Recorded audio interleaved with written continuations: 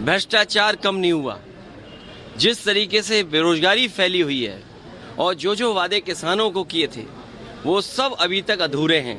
किसान हमारा दुखी है, संकट में है और किसान को सबसे ज्यादा दुखी अगर किसी ने किया है तो भारतीय जनता पार्टी की सरकार ने।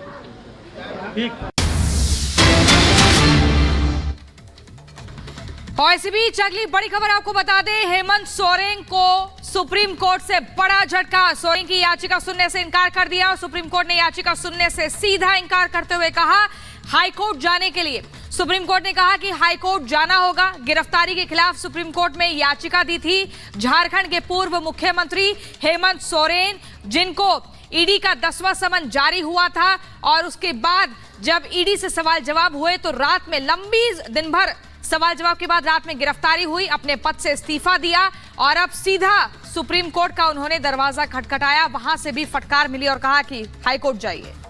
अखिलेश हमारे सहयोगी सुप्रीम कोर्ट से सीधे जुड़ चुके हैं, अखिलेश का रुख करेंगे।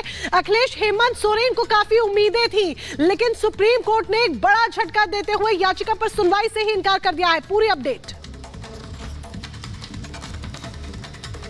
देखिए, बताऊं आपको, बमुश्किल 4 मिनट तक ये मामला सुनवाई के लिए आया, सुनवाई चली थी इस पर। और पहला सवाल जो उनके बड़े वकील कपिल सिब्बल और अभिषेक मनु सिंघवी खड़े हुए थे हेमंत सोरेन की तरफ से, उन्हें उम्मीद थी कि जिस तरह से कल उनको इजाजत मिल गई थी कि सुप्रीम कोर्ट सुनवाई कर लेगा।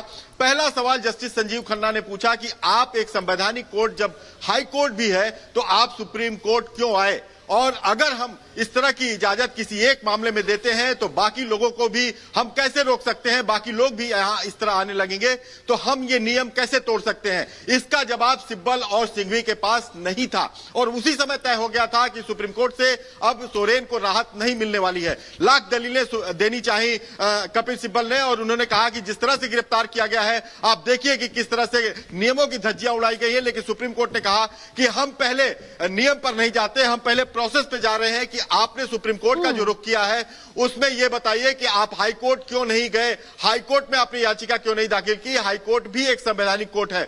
इसका जवाब उनके पास नहीं था और साफ तौर पे सुप्रीम कोर्ट ने कह दिया कि आप हाई कोर्ट जाइए और यहां तक कि उन्होंने कहा कि आप ही कह दीजिए कि हाईकोर्ट इस पर जल्द सुनवाई कर ले।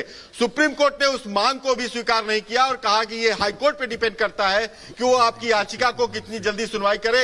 ये रिक्वेस्ट आप हाईकोर्ट के सामने करें। 5 मिनट से कम चली सुनवाई में सुप्रीम कोर्ट ने शुरू में ही ये साफ कर दिया कि आपने जो नियम है उसको फॉलो नहीं किया है। आपको याद होगा कि इसी तरह से मनीष सिसोदिया की जब गिरफ्तारी हुई थी दिल्ली शराब घोटाले में, उन्होंने भी सुप्रीम कोर्ट का रुख किया था और सुप्रीम कोर्ट ने यही जवाब दिया था कि आप सीधे सुप्रीम कोर्ट कैसे आए। हालांकि संजय सिंह ने हाईकोर्ट के थ्रू पहले हाईकोर्ट गए थे फिर सुप्रीम कोर्ट आए थे, लेकिन उनको भी जो गिरफ्तारी को लेकर उन्होंने चुनौती दी थी, अपनी गिरफ्तारी को, उस पर राहत नहीं मिली थी। जी, यानी कि जिस तरीके से सुप्रीम कोर्ट ने यानी कि सीधे तौर पर आईना दिखा दिया है कि पहले हाईकोर्ट का रुख करे और फिर उसके बाद सुप्रीम कोर्ट आए, पूरा प्रोसीजर निभाए।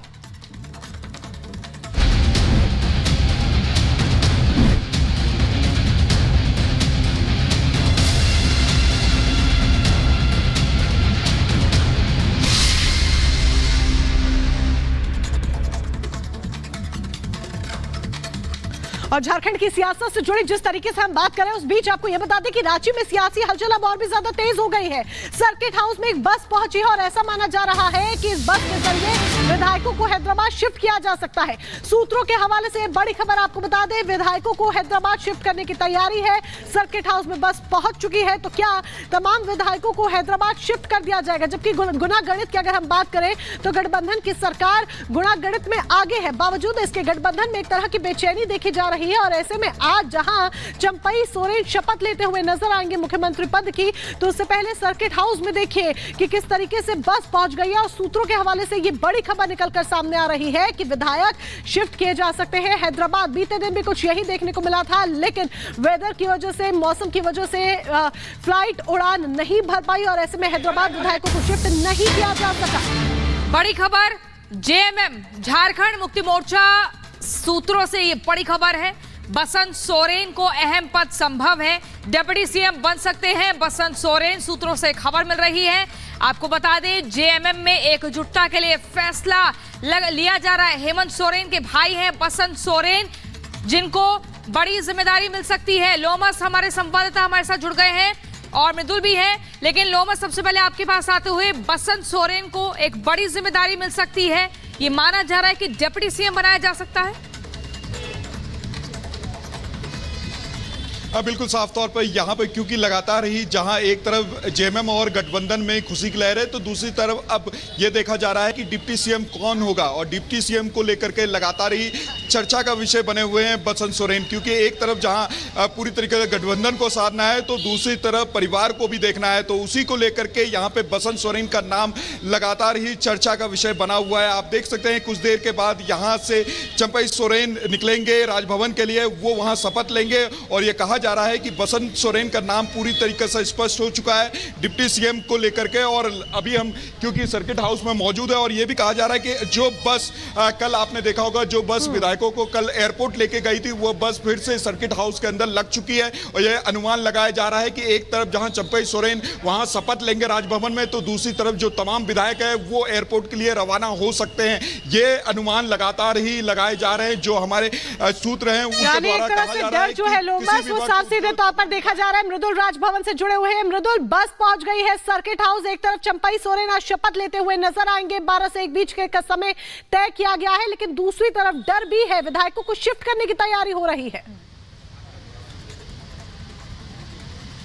देखिए, ये तैयारी पहले से थी और कल मौसम की वजह से ये फ्लाइट उड़ नहीं पाई थी, लेकिन आज फिर से वही तैयारी होगी। अब दूसरी बड़ी बात है कि डर किस बात का है, तो डर इसी बात का है कि नंबर्स हैं, लेकिन जो हस्ताक्षर किया हुआ कागज है, वो पत्र है, वो सौंप दिया गया था।